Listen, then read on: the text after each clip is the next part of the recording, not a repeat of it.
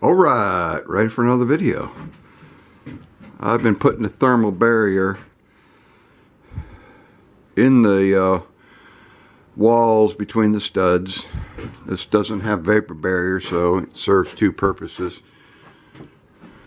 Thermal barrier, vapor barrier. I use a little bit different stuff in the wall. It's just foam, and it's a little less expensive than the stuff I use up top.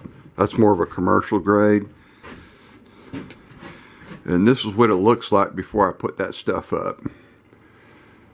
I split a furring strip, glue and nail it to the trusses. Then I put a hole in the middle because I don't want it to collapse when I put the R13, I think is what it is, up top. And I go all the way up to here, and then I'll put bats between the room and up top. Now I will continue the thermal barrier all the way up to the top, but I just haven't done that yet. I ran out of it. It's a little bit more expensive. This stuff here, it's like $94 for 125 foot, so I got to buy about 3 more rolls. This will actually pay for itself. And this is Florida's sunshine state, so the sun makes everything hot as hell. I don't worry about the cold weather. We don't get that bad of cold weather. Alright, let me get another one in here. Alright, and talking about the AC, I went ahead and got the wall sleeve in. Had to put a header across the top. There's 2 trusses that are loaded up on these studs, so I went ahead and just used a 2x6. That was easy enough to do. And that's a Amana, I think they call them P-Tax. You normally see them in hotel rooms and stuff. This is a 16,000 BTU, and the way I'm insulating it, I think it'll do fine, because you want them to run long enough to pull the humidity out of the air. If you oversize them, it'll cool the house, but it won't pull the humidity out, make it cold and clammy. So I think that'll run just about right, and it'll work good with all the air movement in the house. And down below, I hate long ass cords showing up. I did it in my tiny house. What I did is I made me a little void in the bottom, and I'm going to put more of that thermal barrier in it. And then what I do is I drill a hole. Some trim. You ever see a office desk guy, that little black trim ring that goes in there? I normally put one right below it and shove all the cord in there and just have what I need out to plug in. Then it don't look so bad. I just hate it. That thing's got like a 6-foot cord on it, and I don't like them coiled up where you can see them. That's just me though. Alright, that's another one. Alright, on the wiring, I'm getting it all zipped up. I go ahead and screw them in place. Not real tight because I got to get the cover plates lined up. But I bust off the tabs up top because I don't need it to go against the Luan. I shim these out where they're nice and even across, so I don't ever have an issue with it. Then over here, I've got the GFI. It's feeding the, it's going to feed the attic fan. That's it. And I got one of them fancy ones that's got a controller, and you can adjust the temperature down here in the house. So I like knowing everything works right. That's why I use these temporary sockets up there and there, everywhere else, so I know everything works right. Also too, I load tested. I get a big 1500 watt heater, and I crank that sumbitch on high and let it run for a while and see if the cord gets warm or the outlet. So it's all worked out real good. I don't use space heaters or anything, but you never know. Heater might go out and I have to plug a space heater in. So the only thing I have left to do is the kitchen. And you can tell I've got a bunch of stuff out of here. I've been putting stuff in storage and getting stuff somewhat installed. And that one is the front. The only thing it lights up is I'm going to put a ceiling fan and a light in the kitchen up top. That's why I got so much wire wrapped around there, because I think I'm going to center it side to side. So I want as much air movement in here to get down to the AC. And I'll be putting a 70-inch ceiling fan Trump 2024. Let me show you this one while I'm at it. This is my favorite one. There's a guy on the side of the road selling them, so I had to stop and get some. And that one's from the last election.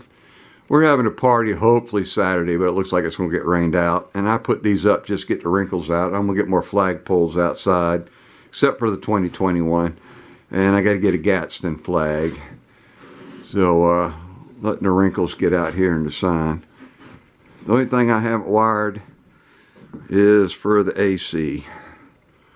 Alright, that's another one. We got one side painted. Like I say, we're using the same colors. And that OSB siding, man, it just seals up so good. I wish I'd have known about that. I would have put it on the tiny house. And I just like it. I just had to seal up all them nail holes. I mean, there was no way I could have left it with their paint job they left on it with all them holes. And there ain't much of a overlap on that, so that water comes off, and if the wind's blowing, it blows right down and runs down to where all them holes are at with raw wood. So I am eventually going to paint my pump house the same color. I just got some oil-based paint just to hit it until I was ready. Alright, we've been painting the outside. I use a mold-resistant latex primer. This oil that I'm using sticks to it really good. I like oil because you don't see any brush strokes. Now on all the trim that goes around the edge and across the center, I caulk the edges, and then where that siding's got that little hump, I fill it up because the spiders will damn sure be out here nesting in it. And that paint that came on it, oxidized, was sprayed on extremely thin,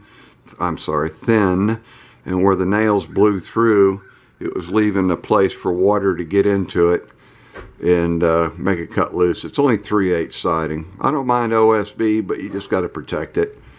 And then we're using the same paint scheme as the tiny house. Starting to get all the 4x6s painted, and we're going to have to paint the railing, but I can't do that till I get the overhead done. So it's turned out real good.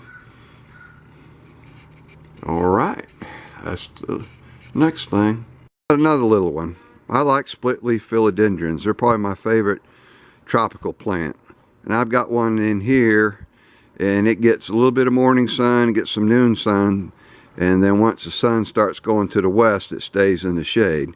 Now these things, they will put out a little pod. It gets germinated and there's some seeds in it, but we don't have insects or anything that'll pollinate it, so I've got to get some other ones so I can pull the pollen off and cross-pollinate them. So I'm going to buy me probably about 2 or 3 more, and I'm going to come around this corner here and then go back to the back of the deck with these things. Now the winter does kind of mess with them, so I'm going to try this next winter is just cut them leaves off and cover up the bottom of it when it gets cold, because the leaves you see are all new since we've had freezes. So this is leaves right here for about 1.5 months, 2 months, and I cut the old ones off. When they start turning into a sucker leaf and taking the energy from the rest of the plant, I just go ahead and snip them off. But I love these things. Those and ficuses. I may, at that high roof I've got in my barn, I may plant me some ficuses in some nice pots and let them grow real tall. The only problem is I don't know if they'll get enough light. I've got to figure that out. And up front, I may build me a bay window. I looked at prices at bay windows and they're ridiculous. So I got some ideas, widening that window, making a bay window, and then I can go ahead and put some plants and stuff in there. You know, like potatoes or sweet potatoes, you put them in that water with some toothpicks stuck in the side and they grow real pretty. So I've got to do a little bit more research in there. I got to move that window up anyway because it's too low for the countertop. So I'll move it up and trim it out. I'm thinking, I got some ideas on it. I'm still thinking about that, figure out what I'm going to do. All right, I got the shed roof finally put on.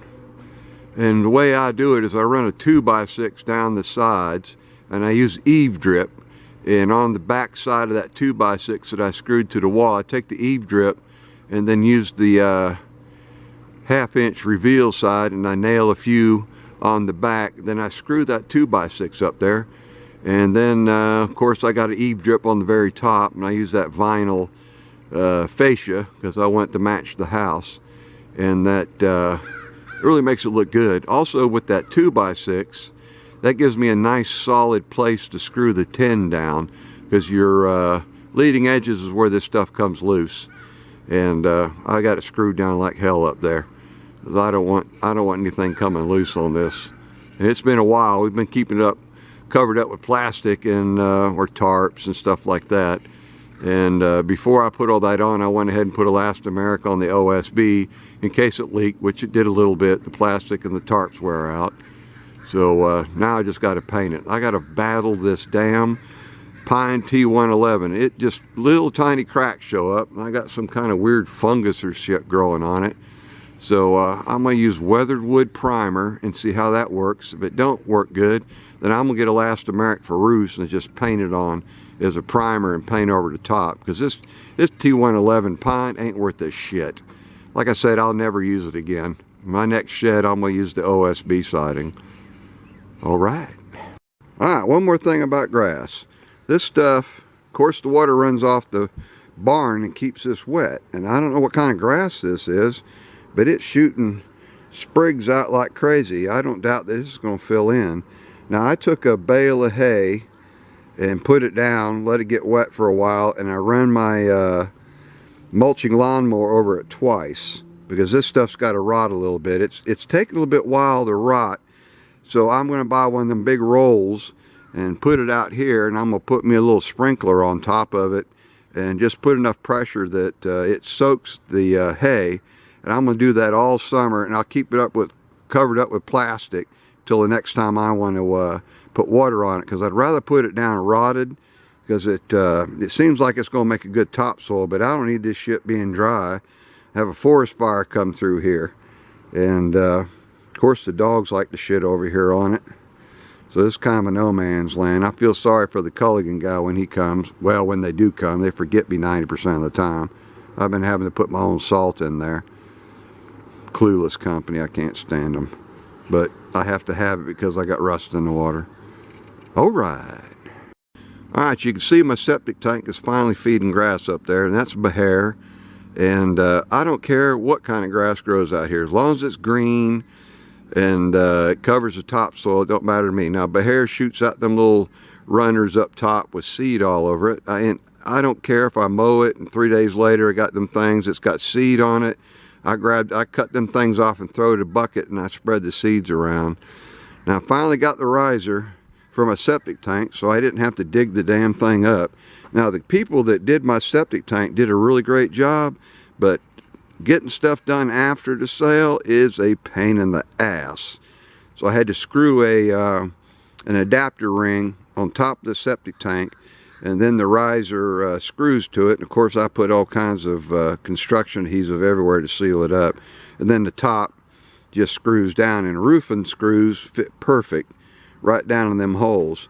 Now I'm going to probably paint this white, because that green plastic will probably deteriorate and get brittle in the sun. So I'm just going to spray paint it white when I get some time. I was just wanting to get that thing installed before it rained. Now, we had a gully washer with hail today. I mean, it was sitting on the porch. Now, you know, I may add a cheesy video from my cell phone at the end. You can hear that. I think I will. It's just not going to be great quality, but I'm going to go ahead and add it. And then it's finally starting to grow. Grass is growing back here. It's filling in finally, because this place is like living in the middle of the Sahara Desert. When the dogs are out there running around, it kicks up a dust storm. So also too, I started doing a fire break on this side, but the trees, I call them weed trees. If you don't poison the stalk down at the bottom, they'll grow back. So I got to go back and cut this down. I got a pine tree, more than weed trees. I'm going to cut it back about 20 foot. I don't need no damn fires coming up here and getting up against the house. And after the hurricane, we got so many damn dead trees laying everywhere that once a fire gets going, boy, it's going to be tough to put out. The Forestry Service is really going to have to be on the ball. Now, I've already started over here clearing a fire break. Now I'm going to go past the back of the fence, probably about 20 feet, and then I'm going to go down the other side and get it done. I don't know if I showed this fence as being done. Painting them 4x4s really makes them seal up real nice and tight, but I still got a little bit of cleaning up to do, and I cut them weed trees up and use them for the fire pit. Alright, I think that'll be it for this short one here. Alright, went ahead and test fitted the vanity, screwed it up against the wall, and my suspicions were correct. That wall's out about, well, I don't know how far it's out, but the front of the countertop is about 3/16 low. So whenever I put, before I put the loo on, down on that back side, I'll cut me a 3/16 shim all the way across, so it'll bring it up and make it level. These things, I don't know if you've ever bought them, but this bottom edge, the mold, it poked out a little bit and it was chipping across there. So I got me a sanding block with like a 180 grit, and when I started sanding on it, I figured out it's a resin based material. So I just put me a little piece of tape across here so I wouldn't scratch it up, and I sanded me a little radius. I pulled it out where I could get to it, sanded a nice little radius on it so it looks better. So I didn't like the way that looked, and I thought, well, hell, that was a cheap ass thing to do. I don't like chips on that stuff, so that worked out real good. Now that I know it's resin, then I know I can sand the hell out of it.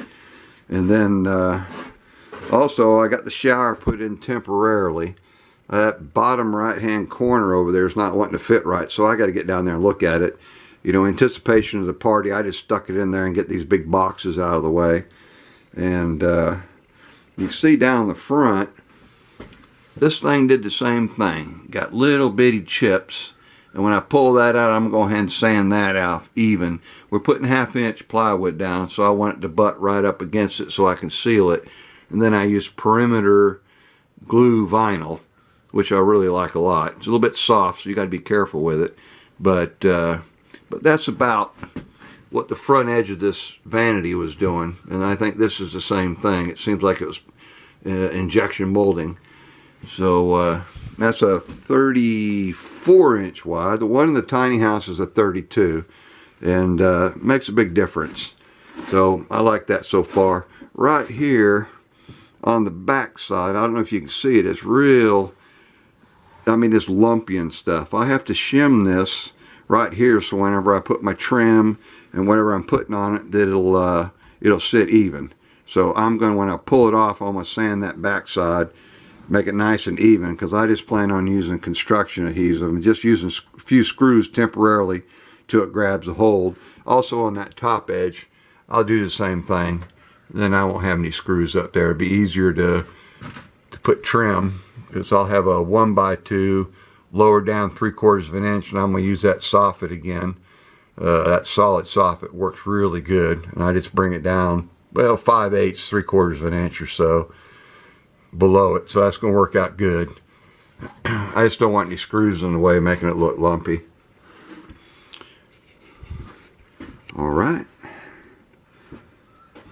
I think, yep, this is the last one. I made a list like I did last time so it wouldn't sound like an idiot. So in that black thing there is what the air conditioner sat in, and if it ever has to be pulled out and be worked on or cleaned, I'll just bring that back in. I'll store it somewhere and put some stand or whatnot so I can lift it in there and put it in there so the water won't slosh around on my carpet. We're going to put carpet in the living room, and then the kitchen and the bathroom is going to be vinyl, so I'll put 1/2 inch down, so when they put that padding down, it has a nice transition going in it. But it's liable to be 1/2 inch siding. 1/2 inch siding is about $15 cheaper, so I'll just put the smooth side up, and of course I'll screw it and glue it to the floor, and then that'll give me my 1/2 inch. We want carpet in here. It catches dust and dog hair, and I don't mind vacuuming, so that'll cut down on the dust. And I'm going to make me a vacuum catcher out of a filter grill and a box fan, just make it look like a piece of furniture, so it'll take care of that. I guess that's it for this one. And y'all have a good one.